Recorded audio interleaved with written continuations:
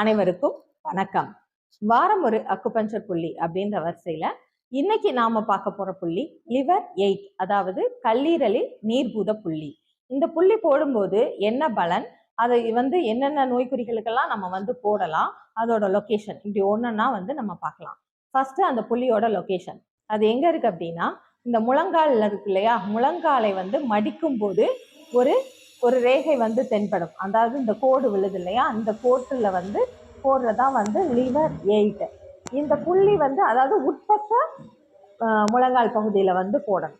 இந்த புள்ளி போடும்போது என்ன நடக்கும் அப்படின்னா, ஃபர்ஸ்ட் லிவர் அப்படின்றத நம்ம ஆகாய பூதம், அதை ஒரு மரமா பாக்குறோம் அப்படின்றத ஒவ்வொரு வீடியோல சொல்லிட்டே வரும். இப்போ மரம் வாட்டர் பாயிண்ட், நீருக்கு போகுது. நீர் அப்படிங்கும் போது சிறுநீரகத்துல போய் வேலை பார்க்க போகுது. மரம் நீருக்கு போவதால என்ன பலன் கிடைக்குது, நம்ம என்ன பண்ணுவோம்னா மரத்துக்கு நீர் ஊற்றுவோம். இங்க மரத்தை நீருக்கு கொண்டு போறோம். அதாவது அதிகப்படியான ஒரு இடத்துல நீர் தேங்கி இருக்கு அப்படின்னா, அந்த நேரத்துல என்ன வேணும்னா, ஒரு மரம் இருந்துச்சுன்னா அந்த நீரை உறிஞ்சிக்கும். அப்ப நல்ல நீர்ப்பாசன வசதி உள்ள இடங்கள்ல நல்ல பயிர்கள் செழித்து வளரும். இந்த கான்செப்டை எடுத்துக்கிட்டு நல்ல நீர் ஒருத்தரோட உடம்புல உறிஞ்சப்படாம இருக்கு அப்படின்னா, அவங்களுக்கு இந்த பாயிண்ட் போடும்போது நீரை உரியும் அப்படின்னு எடுத்துக்கிடலாம். ஏன்னா மரம்னா வேறால நீரை உறிஞ்சிக்கும். மண்ணில் இருக்கக்கூடிய நீரை உரியறதுதான் மரத்தோட வேலை. அதனால ரொம்ப அடிவயிறே ஊத்தமா இருக்கு, நீர் கோர்த்து சில பேருக்கு வயிறு ஊதி போய் இருக்கும். அந்த மாதிரி ஊதி போய் ரொம்ப வழியில இருக்கக்கூடிய நபர்களுக்கு இந்த பாயிண்ட் போடும்போது அவங்களுடைய அடிவயிற்று ஊட்டம் குறைய ஆரம்பிக்கும். ஏன்னா அந்த நீரை இந்த மரம் உரியறதுனால இந்த வேலை நடக்குது. இது மட்டும் இல்லாம இப்படி இருக்கக்கூடிய நபர்களுக்கு என்ன ஆகும் அப்படின்னா, அவங்களுக்கு சிறுநீர் கழிக்கும் போது நிறைய பெயின் கூட இருக்கும்.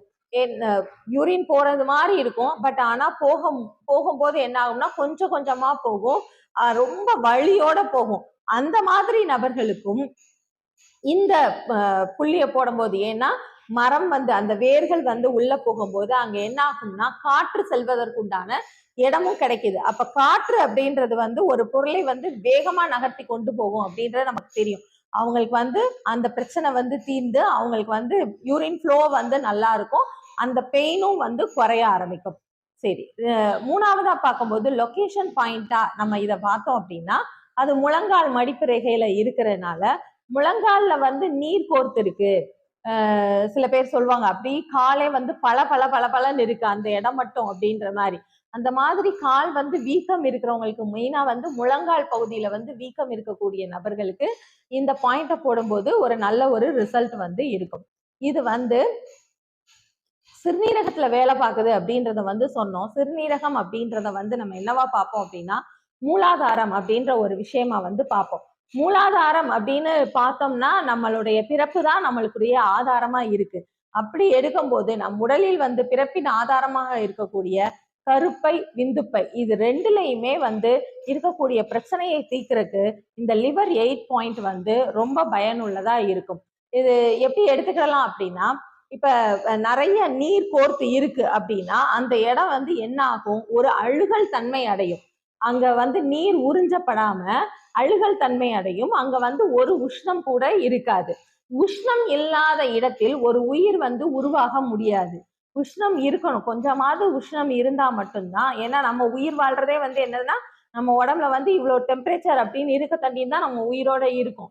டெம்பரேச்சர் இல்லாம போகும்போது நம்மளுடைய உயிர் இந்த உடலை விட்டு போயிருது. அப்ப ஒரு கரு தரிக்கணும் அப்படின்னாவே முதல்ல இந்த மலட்டுத்தன்மை அப்படின்றது ஆணாக இருந்தாலும் சரி பெண்ணாக இருந்தாலும் சரி அவங்களுக்கு நீங்கணும் அப்படின்னா இந்த லிவர் 8 பாயிண்ட் போடும்போது அதுல ஒரு நல்ல ரிசல்ட் இருக்கிறத பார்க்க முடியும்.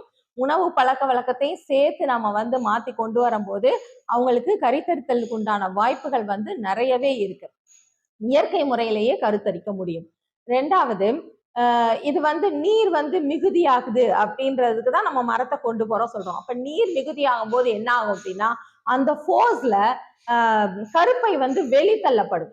அதிகமான நீர் அழுத்தம் கொடுக்கறதுனால என்ன ஆகும்னா அந்த அடியில இருக்கக்கூடிய கருப்பை இறங்கும். ஆண்களாக இருந்தால் விந்துப்பை இறக்கம் அப்படின்றது வந்து ஏற்படுது. அந்த இறங்கியதை வந்து நம்ம ஏத்த முடியுமா அப்படின்றத விட நீங்க வந்து அந்த நீரை உரிய வச்சுட்டீங்கன்னாவே அது வந்து பழையபடி இருந்த இடத்துக்கு திரும்ப வந்து வந்துடும். சோ இந்த பிரச்சனைகள்லாம் இருக்கிறவங்க வந்து கருப்பை வெளித்தள்ளுதுன்னு உடனே வந்து கர்ப்பப்பையை எடுக்கணும் அப்படின்ற மாதிரிலாம் வந்து யோசிக்காம கொஞ்சம் இயற்கையான இந்த முறைகளையும் வந்து ஃபாலோ பண்ணா கொஞ்சம் நல்லா இருக்கும். சரி, இந்த லிவர் 8 பாயிண்ட் போடும்போது கண்டிப்பா வந்து கருப்பை வெளித்தள்ளுதல், விந்துப்பை வெளித்தள்ளுதல், இந்த விஷயங்கள்லாம் வந்து சரியாகிறதுக்கு உண்டான வாய்ப்புகள் வந்து நிறையவே இருக்கு. அதுக்கு அடுத்து அந்த நீர் வந்து இருக்கிற நீர் வந்து எல்லாருக்குமே வந்து வெளித்தள்ளல் தான் ஏற்படும் அப்படின்னு இல்லை. ஆனா அந்த நீர் வந்து தேங்கி இருக்கிறது ஒரு அழுகல் அடைந்த நிலையில இருக்கு சொல்றோம் இல்லையா? அழுகல் அடைந்த நீரா இருந்துச்சுன்னா உறிஞ்சப்படாத நீர்ல என்ன ஃபார்ம் ஆகும் அப்படின்னு கேட்டீங்கன்னா நிறைய பாக்டீரியாஸ் வந்து ஃபார்ம் ஆயிடும். அந்த பாக்டீரியாஸ் வந்து ஃபார்ம் ஆகுனது வந்து நம்ம உடம்புல வந்து எங்க மெயினா வந்து இந்த தொற்றுக்கள் ஏற்படும் அப்படின்னா புற பால் உறுப்புகள்ல வந்து அரிப்புகளா வந்து இந்த பிரச்சனை வந்து நிறைய நபர்களுக்கு வந்து இருக்கு. அவங்க உடனேவே என்ன சொல்லுவாங்கன்னா எனக்கு வந்து அரிப்பு இருக்கு அப்படின்னா இது வந்து சுகர் வர்றதுக்கு உண்டான ஒரு சிம்டம்ஸா நினைச்சிட்டு எனக்கு சுகர் இருக்கா அப்படின்னு சொல்லிட்டு தான் வருவாங்க. அந்த அரிப்பு இருக்கக்கூடிய அத்தனை நபர்களுக்கும் வந்து சுகர் இருக்கணும்னு வந்து அவசியம் கிடையாது.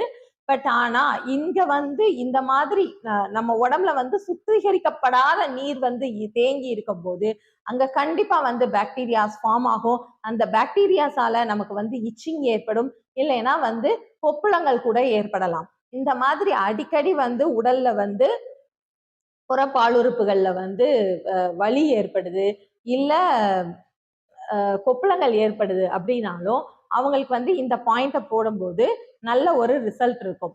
எல்லாத்தையும் விட ரொம்ப முக்கியமான விஷயம் வந்து லிவர் அப்படின்றது தான் வந்து நமக்கு வந்து பெருங்குடல்ல இருந்து வரக்கூடிய அந்த பாக்டீரியாஸ் கலந்த நீரை வந்து சுத்திகரிக்க பண்ற வேலையை வந்து கல்லீரல் தான் பாக்குது. அப்படின்றப்போ கல்லீரலோட பணி வந்து சிறப்பா நடைபெறணும் அப்படின்னா எல்லாருக்கும் கண்டிப்பாக நல்ல ஒரு ஆழ்ந்த தூக்கம் அப்படின்றது வந்து கண்டிப்பா வேணும். தூக்கமின்மை அப்படின்ற ஒரு விஷயத்த மட்டும் வச்சுக்கிட்டு நீங்க இந்த பாயிண்ட மட்டும் போடுறதுனால ஒரு பலனும் வந்து கிடையாது. அதனால ஒரு விஷயம் தூக்கமின்மை அப்படின்ற ஒரு விஷயம் இருந்துச்சுன்னா நீங்க ஃபர்ஸ்ட் வந்து இதையே செய்யும் போதே நிறைய பேருக்கு தூக்கமின்மை வந்து சரியா இருக்கு. ஸோ அதை ட்ரை பண்ணுங்க. இரவு வந்து அதிகமா வந்து டிவி பாக்குறது, போன் பாக்குறது, அதை ஃபர்ஸ்ட் வந்து ஸ்டாப் பண்ணாலே தன்னால வந்து தூக்கம் வந்துடுது. ரெண்டாவது இரவு நேரத்துல வந்து அதிகப்படியான உணவு எடுக்கிறத வந்து குறைக்கணும். அதை குறைச்சிட்டு எளிய முறையில வந்து ஜீரணிக்கக்கூடிய உணவுகளை வந்து எடுக்கும் போதும் இந்த தூக்கமின்மை அப்படின்ற பிரச்சனை வந்து சரியாகுது. ஸோ நன்றாக தூங்கி நல்லா வந்து நம்ம உடம்புல வந்து மெட்டபாலிசம் நடந்து நம்மளுடைய கல்லீரை நன்கு பாதுகாப்போம். நன்றி, வணக்கம்.